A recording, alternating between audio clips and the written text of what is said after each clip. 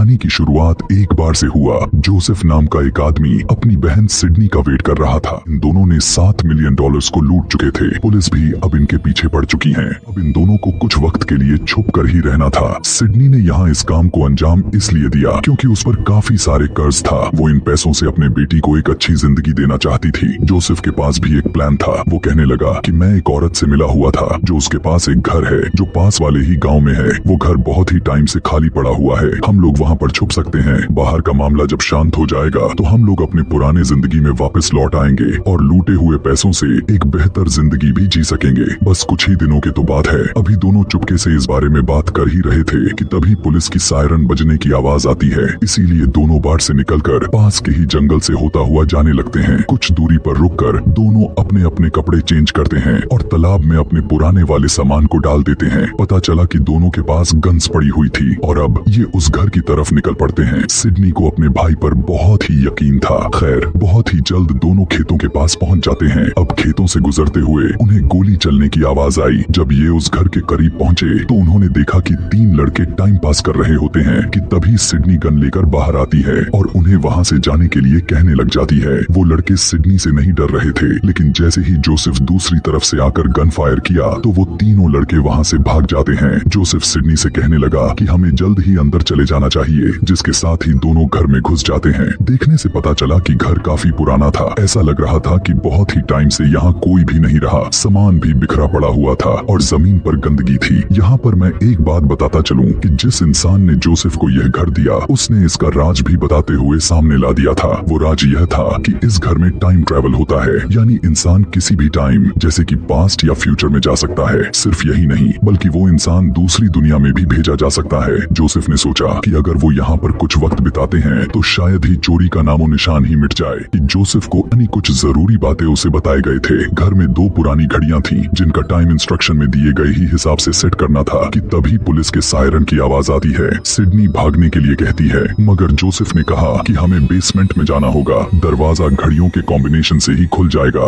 यानी हम घड़ियों की सुइयां जिस खास तरीके से घुमाएंगे उसी से दरवाजे को खोला जा सकता है। दोनों जल्दी से घड़ियों के कॉम्बिनेशन सेट कर देते हैं और बेसमेंट का दरवाजा खुलने के बाद ये दोनों जल्दी से नीचे चले गए। उन्हें महसूस हुआ जैसे पुलिस अंदर आ चुकी है और घर की तलाशी ले रही है। यहाँ अंदर जोसेफ एक पुरानी डायरी खोलकर सिडनी से कहता है कि वो टेलीफोन पर एक खास नंबर डायल करे। उसकी बात को सुनकर सिडनी ने फोन उठाकर नंबर डायल करने लग जाती है। डायल करने के बाद वो 3 अजीब लफ्ज बोलने लग जाते। कोड वर्ड्स थे। अचानक चारों तरफ अंधेरा ही अंधेरा हो जाता है और सब कुछ शांत हो जाता है। जब ये दोनों बेसमेंट से बाहर आए तो देखा कि घर का नक्शा ही बदल सा गया था। सारा सामान अपने अपने जगहों पर ही पड़ा हुआ था। घर नया लग रहा था, मानो कि जैसे कोई इस घर में अब रहने लग गया हो, क्योंकि ये दोनों टाइम ट्रेवल करके अपने एक नई टाइम में पीछे आ चुके थे जब ये घर नया था। फिर जोसेफ डायरी के इंस्ट्रक्शंस को याद में रखते हुए रूम में लगी हुई घड़ी को वापस से घुमाकर चला देता है। सिडनी तो हैरान हो चुकी थी। उसे यकीन ही नहीं हो रहा था कि आखिर ये सब सच में हो रहा है। मगर ये भी एक सच है कि ये दोनों बेवकूफ हैं। जिसने इन्हें इस घर में भेजा वो खुद यहाँ नहीं है। इसका मतलब है कि यहाँ पर बात तो कुछ और ही है, क्योंकि यहाँ पर कुछ तो है जो इतना बड़ा षड्यंत्र रचा गया है। अब जोसेफ सिडनी को समझाता है कि अब ये जगह हमारे लिए बिल्कुल महफूज हो चुकी है, मगर एक शर्त पर हमें यहाँ पर 14 दिन तक रहना होगा। फिर हम अपनी टाइमलाइन में वापस से चले जाएंगे जहाँ सब कुछ शांत हो चुका होगा। दोनों यही सब कुछ सोचकर खुश हो जाते हैं कि चलो कुछ तो हुआ जो पुलिस हमें यहाँ पर ढूंढ नहीं पाएगी। किचन भी पूरा खाने की सामान से भरा हुआ था। टेबल पर रिकॉर्ड्स मूवीज पड़ी हुई थी जिससे वो दोनों टाइम पास कर चुके थे। पहले दिन तो दोनों बस आराम करते हैं। फिर अगले दिन जोसेफ घर से कुछ ही दूरी पर घूमने के लिए गया। यहाँ पर पता चला कि इस घर की एक लिमिट थी, एक हद था जिसे वो पार नहीं कर सकते थे और यह बात जोसेफ को बताया गया था। घर में सिडनी को कुछ कपड़े मिलते हैं। घर का सामान थोड़ा अजीब था, पुराना सामान भी और नया मॉडर्न भी। पर अभी इस बात से इन्हें कोई फर्क नहीं पड़ता क्योंकि उन्हें तो बस छुप कर ही समय बिताना था। शाम में ये दोनों खाना बनाते हैं, बाद में पैसे का हिसाब किताब करने बैठ जाते हैं। इन्हें हर चीज को लिख कर रखना था। यहाँ पर सिडनी अपनी बेटी की तस्वीर देखने लग जाती है और खुद को तसल्ली देने लग जाती है कि सब कुछ ठीक होने वाला है। दिन गुजरते चले गए। 13 दिन तो ऐसे ही करते करते निकल जाते हैं। एक रात ये दोनों घर में मौजूद किसी एंटीक चीज यानी कोई चीज जो बहुत ही पुरानी थी उसे लेकर बात कर रहे थे। फिर अपनी गुजरी हुई जिंदगी को लेकर बातें शुरू कर देते हैं। पता चला कि उनका पास्ट इतना भी अच्छा नहीं था। बातों से ऐसा लग रहा था कि जैसे जोसेफ ने अपने बहन को सपोर्ट और टाइम ही नहीं दिया, मगर दोनों बहन भाई आज साथ होने की वजह से खुश हैं। फिर ये अपने मॉम डैड को याद करने लग जाते हैं। यहाँ पर सिडनी को एक गाने की धुन याद आती है जो अपने बचपन में उसने सुनी हुई थी और उसकी मॉम का पसंदीदा गाना था। इसी तरह से 2 वीक्स पूरे हो जाते हैं। ये लोग खुश थे कि अब ये दोनों यहाँ से जाने वाले हैं। सिडनी अपनी बेटी के पास लौटने के लिए बेचैन हो चुकी थी। दोनों घर साफ करने लगते हैं और जोसेफ घर के सारे कचरे को जला देता है। अब जैसा कि इन लोगों ने पहले बेसमेंट में इंस्ट्रक्शंस को फॉलो कर रखा था और एक अलग टाइमलाइन में आ गए थे, ठीक वैसे ही उन्हें अपने टाइमलाइन में वापस लौटना था और उसी तरह के कुछ इंस्ट्रक्शंस फॉलो करने थे। इसीलिए वो बेसमेंट की तरफ चल देते हैं, लेकिन उन्हें झटका तब लगा जब उन्होंने देखा कि बेसमेंट का दरवाजा किसी ने बंद कर दिया है। पता चलता है कि यहाँ पास में ही एक चर्च के साथ एक मील भी है। दरवाजे पर एक मैसेज लिखा हुआ था, अगर तुम वापस जाना चाहते हो तो पुराने वाले मील में चले जाओ। यह देखकर सिडनी घबरा जाती है और बिना कुछ सोचे समझे बगैर ही मील की तरफ भागती है। जोसेफ उसके पीछे जाकर उसे शांत करने की कोशिश करता है। जब ये मील के अंदर गए तो उन्हें बहुत अजीब तरह से हैरानी हुई। वहाँ चर्च का सेटअप इस तरह से था मानो जैसे किसी जमाने में ये रिलीजन मजहब वगैरह के लिए इस्तेमाल होता रहा हो। वहाँ पर एक लाश भी पड़ी हुई नजर आती है जो काफी बुरी हालत में थी। लाश के साथ स्टैंड रखा हुआ था और उस स्टैंड पर लिखा हुआ था कि तुम एक टाइम लूप में फंस चुके हो, अगर तुम यहाँ पर रहने के लिए तैयार हो तो नीचे साइन करो। ये सब देखने के बाद तो सिडनी एकदम से घबरा जाती है। उसने डॉक्यूमेंट्स पर साइन करने से इनकार कर दिया और बिना सोचे समझे मील से बाहर भाग जाती है। इस घर की एक लिमिट है जिससे आगे ये दोनों नहीं जा सकते थे, इसीलिए जैसे ही सिडनी उसे पार करने की कोशिश की तो वो खून की उल्टियां करने लग जाती है, जिसके साथ ही वो बेहोश होकर गिर जाती है। होश आने पर उसे पता चला कि जोसेफ उसे अंदर ला चुका था। इससे दोनों समझ गए कि वो दोनों इस जगह को छोड़कर अंदर नहीं जा सकते थे।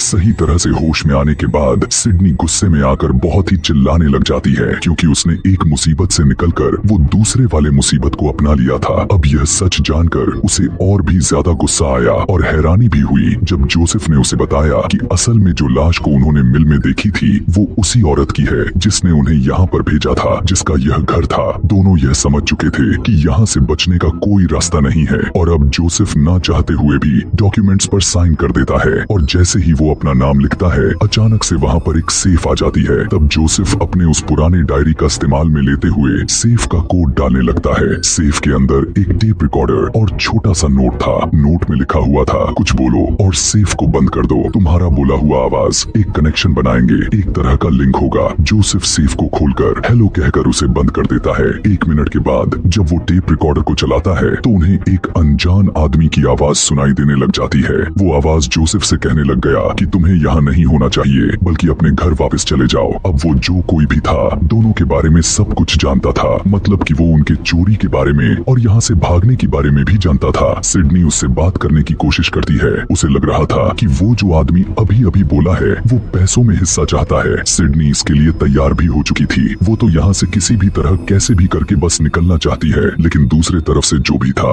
उसे तो पैसों में कोई भी दिलचस्पी नहीं थी। जोसेफ को लगता है कि ये आवाज किसी ऐसे इंसान की है जो फ्यूचर से है या फिर किसी और यूनिवर्स दुनिया से हो सकता है, मगर ये तो दोनों अब बुरी तरह से फंस चुके थे। सिडनी फिर से सेफ को खोलती है। इस बार जब ये दोनों बात करते हैं तो वो आवाज कहने लग जाती है कि अगर तुम जिंदा निकलना चाहते हो तो तुम्हें एक इंसान को मारना पड़ेगा। जिस बात को सुनकर दोनों एकदम से चौंक जाते हैं। सिडनी भी पूछती है कि कौन सा इंसान का आवाज कहती है। एक अनजान इंसान जो यहाँ पर आने वाला है, तुम्हें उसे मार देना होगा, उसके सबूत को मिटाने होंगे, तभी तुम वापस अपनी दुनिया में जा सकोगे। हम तुम्हें ट्रैक कर पाए लेकिन उसे नहीं कर पाए। हमें नहीं पता कि वो किस जमाने में है, किस टाइमलाइन में घुसा हुआ है। अगर उसे मार दिया तो तुम वापस अपने टाइमलाइन में जा सकते हो, लेकिन अगर नहीं मारा तो तुम्हारे उस टाइमलाइन में यानी रियल टाइमलाइन में जहाँ से तुम दोनों आए हो वहाँ से तुम्हारा वजूद को ही मिटा दिया जाएगा। यह अनजान इंसान कब सामने आएगा, हमला करेगा, हम कुछ नहीं कह सकते, मगर एक दिन वो तुम्हें मारने जरूर आएगा। यह सब कुछ जानकर दोनों वापस घर के अंदर आ जाते हैं और प्लान बनाने लग जाते हैं कि वो इन हालातों से कैसे लड़े। दोनों कुछ हथियार आसपास छुपा लेते हैं क्योंकि पता नहीं वो अनजान इंसान कब कहां और कैसे आकर इन पर अटैक कर दे। दोनों यहाँ पर अब बारी बारी करके पहरा देने के लिए तैयार हो चुके थे। महीनों पर महीने गुजर जाते हैं लेकिन यहाँ अभी तक कोई नहीं आया था। ये इस जगह से निकल भी नहीं सकते थे, लेकिन एक बात यहाँ पर बहुत ही अच्छी थी कि हर बार खाना नए और तरह तरह के होते थे, क्योंकि ये सब एक लूप में चल रहा है। तो अगर फ्रिज खाली हो जाता है तो उसे बंद करके जब दोबारा खोलते हैं तो वो खाने से भरा हुआ होता है। अब जिनसे उनकी बात हुई थी वो लोग इस जगह को कंट्रोल कर रहे हैं और यहाँ पर कोई बड़ा सा एक्सपेरिमेंट्स चल रहा था। दिन गुजरने के साथ साथ एक दिन सिडनी ने घर की हिस्ट्री जानने की कोशिश की। पुराने डॉक्यूमेंट्स और तस्वीरें देखकर वो बताती है कि यह सारा सामान इकट्ठा किया गया है। यह यहाँ की मालिक का नहीं है, हर चीज अलग अलग जमाने की है। पता चला कि 1955 के बाद इस घर का कोई भी मालिक नहीं था। जोसेफ को भी इस बात से गुस्सा आ रहा था कि हमें एक्सपेरिमेंट्स में सब्जेक्ट के तौर पर इस्तेमाल किया जा रहा है। काफी टाइम से उस आदमी से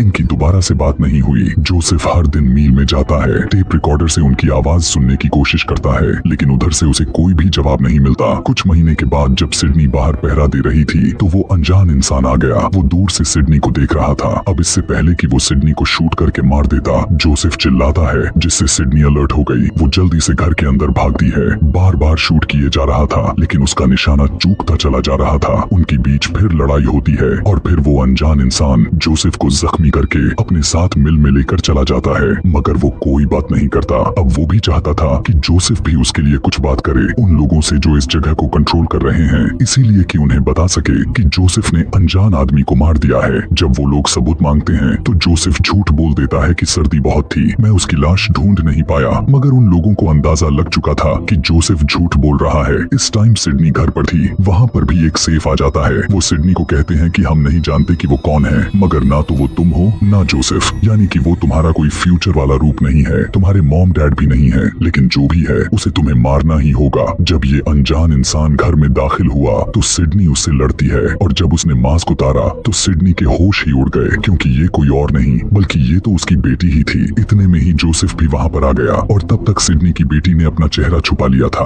वो भी इसे मारना चाहता था, लेकिन सिडनी जोसेफ को रोकने की कोशिश कर रही थी कि तभी उसने गोली चला डाली। अब अपनी बेटी की जान बचाने के लिए सिडनी सामने आ गई थी और जाकर गोली उसे ही लग गई, और अब वो आखिरी सांस ले रही थी। साथ ही वो जोसेफ को बता भी नहीं पाती कि वो मेरी बेटी है। मौका मिलते ही वो वहाँ से निकल जाती है। इधर सिडनी भी अपने जान से हाथ धो बैठती है। अपने बहन के मौत पर जोसेफ काफी उदास हो चुका था। बाद में उसने उसकी लाश को दफन कर दिया, जिसके बाद वो उन लोगों से बात करता है और रिक्वेस्ट करने लग जाता है कि प्लीज मुझे मेरे टाइमलाइन में वापस भेज दें, ताकि मैं अपनी गलती को सुधार सकूं। एक आखिरी मौका दे दीजिए प्लीज। उसकी ऐसी बात को सुनकर वो लोग मान भी जाते हैं और उसे उसके टाइमलाइन में भेज भी देते हैं, जिस दिन चोरी के पैसे लेकर वो इस घर में आने वाले थे। और अब जोसेफ पास्ट में जाकर अपने टाइम में काफी पीछे जाकर अपने असली वाले रूप को मार देता है, और फिर अपने बहन को लेकर यहाँ वापस आ जाता है। मगर इस बार भी गलती से वो अपने बहन को मार देता है, और ऐसा उसके साथ सिर्फ एक ही बार नहीं बल्कि कई बार और बार बार होता रहता है।